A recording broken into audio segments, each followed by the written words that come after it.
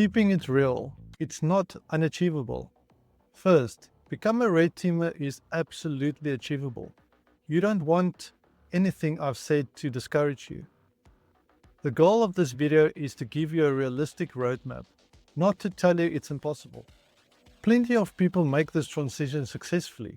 I did, many of my colleagues did, you can too. Pace yourself. The key is pacing yourself. Don't rush the foundation building phase. Don't skip steps.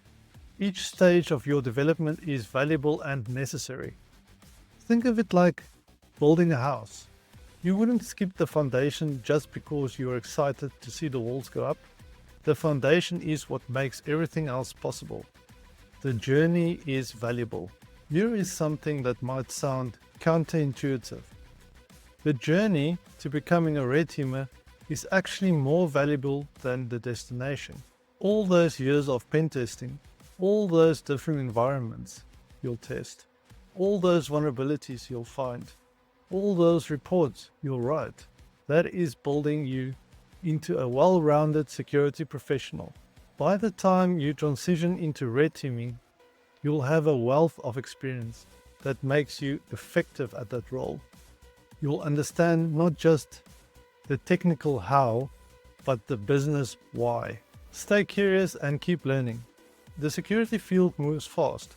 New vulnerabilities, new tools, new techniques, new defenses.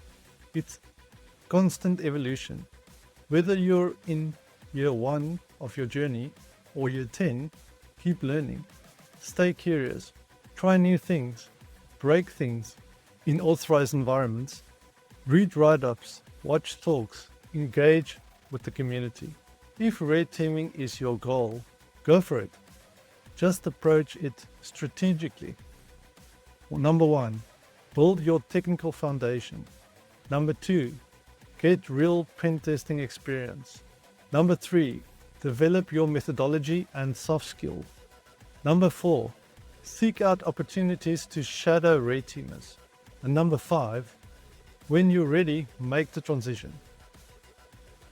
If you want to know more about offensive security and red teaming specifically, then watch this video next.